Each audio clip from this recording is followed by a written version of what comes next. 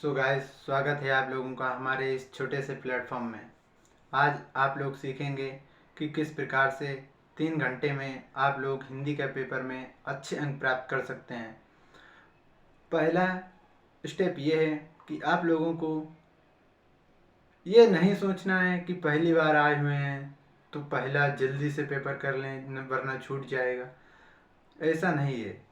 आप लोग रिलैक्स से काम कीजिए, क्योंकि पहली बार आप लोग पेपर देने जाते हैं तो टीचर आपके हिसाब से ही काम करता है। ये मत सोचिए आप लोग कि बोर्ड एग्ज़ाम है, बहुत हार्ड, ये कैसे होगा। जितना आप लोग प्रेशर ले रहे हैं उतना हार्ड नहीं होता है। जिस प्रकार से आप लोग पहले के 15 मिनट मिलते हैं आप लोगों को पेपर पढ़ने के, उस टाइम में आप पेपर ही पढ़िए, ना कि ये कि आप लोग डायरेक्ट आंसर करिए। इससे फ़ायदा ये है कि आप लोगों को ये इस चीज़ का पता चलेगा कि मुझे क्या क्या आता है। जो चीज़ पहले आती है उसको पहले ही लिखें। ये नहीं कि आप क्वेश्चन डाल के लिखें। क्वेश्चन किस नंबर पे है और क्या, सिर्फ आप इतना डाल दिए, आप अपना आंसर लिखना चालू कर दें। और इतना हमेशा याद रखें कि जो मेन टॉपिक उसमें पूछा जाता है उसको ब्लैक पेन या अंडरलाइन बना के ज़रूर लिखें। इससे ये होगा, टीचर कभी पूरा आपकी कॉपी नहीं पढ़ेगा, उसके बहुत सी कापियाँ चेक करने को होती हैं। वो सिर्फ ये देखेगा आपने कितना अच्छा कॉन्टेक्ट इसमें लिखा है। ये नहीं देखेगा कितना बड़ा लिखा, कितना ज़्यादा लिखा, नहीं, वो ये चीज़ देखता है आपने कितना अच्छा इसमें कंटेंट लिखा है। इससे ये फ़ायदा है। और सबसे पहला स्टेप ये है, आप लोगों को जो गद्य साहित्य है और पद्य साहित्य है, इसमें आप लोगों को बिल्कुल भी नहीं घबराना है। हो सके तो इसको बाद में ही करिए, क्योंकि गद्य साहित्य में के जो 5 क्वेश्चन होते हैं उसमें शुक्ल युग और शुक्लोत्तर युग, इसके आप लोग ये 5 क्वेश्चन तो छूटने ही नहीं चाहिए। ये 5 क्वेश्चन आप एक बार पढ़ लीजिए, आ जाएगा। शुक्ल युग शुक्लोत्तर युग आज संक्षिप्त में पढ़ लीजिए, हो जाएगा आप लोगों से। और फिर आ जाइए रीतकाल और मध्यकाल, इसको भी संक्षिप्त में पढ़ लीजिए। इसके भी 5 नंबर के क्वेश्चन आते हैं, एक नंबर एक एक का 5 क्वेश्चन आते हैं। तो इसमें आप लोगों को 5 क्वेश्चन मिल जाएंगे बहुत ही कम टाइम में। हो सके तो व्याकरण ही करिए ज़्यादा से ज़्यादा, और व्याकरण का एक भी क्वेश्चन छूटना नहीं चाहिए, क्योंकि व्याकरण में कम टाइम में नंबर अधिक प्राप्त करने के चांसेस होते हैं। क्योंकि उसमें आप लोगों को जो हिंदी साहित्य है उसमें हिंदी व्याकरण है उसमें संस्कृत के रूप याद करना है।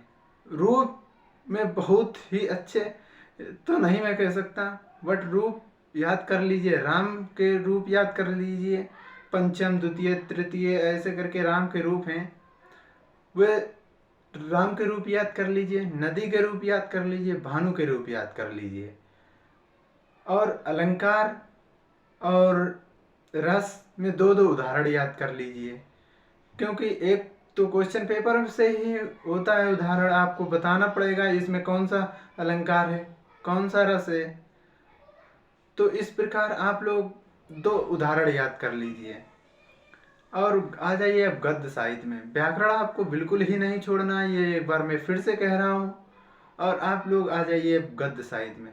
गद्य साहित्य में आप लोग संक्षिप्त जीवन परिचय याद कर लीजिए। आप लोगों के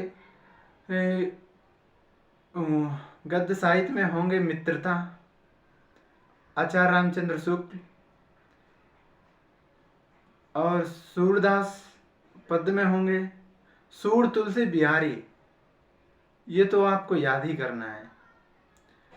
और रामधारी सिंह दिनकर को याद कर लेना है।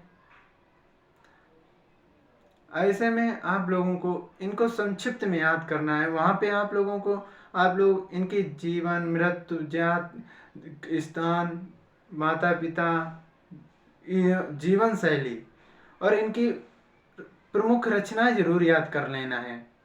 इससे ये है, और जो रचनाएं लिखोगे आप लोग तो उस पर एक ब्लैक पेन से लिखना। इससे फ़ायदा ये होगा कि आप लोगों को जो टीचर जो चेक करेगा उसकी नज़र डायरेक्ट उसी पे जाएगी।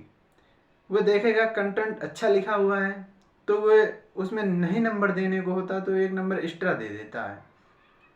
इस प्रकार से और आप लोगों के एक वे होगी जो कहानी प्रकार का होता है, गद्य साहित्य का ऐसे ही कुछ होगा। एक काव्य खंड होता है यहाँ, एकांकी जिसे बोलते हैं, वह होगा। उसको आप एक बार शुरुआत से लास्ट तक देख लीजिए, उसमें आपको अच्छा कंटेंट मिलेगा। और रामधारी सिंह दिनकर की जो रामधारी सिंह दिनकर का जो चैप्टर है उसके पद्यांश आपको सभी पद्यांश पढ़ लेना है। उसमें से ज़्यादातर व्याख्याएं पूछी जाती हैं। व्याख्याएं आपको कॉलेज में बताया गया होगा किस प्रकार से हमें व्याख्या करनी होती है।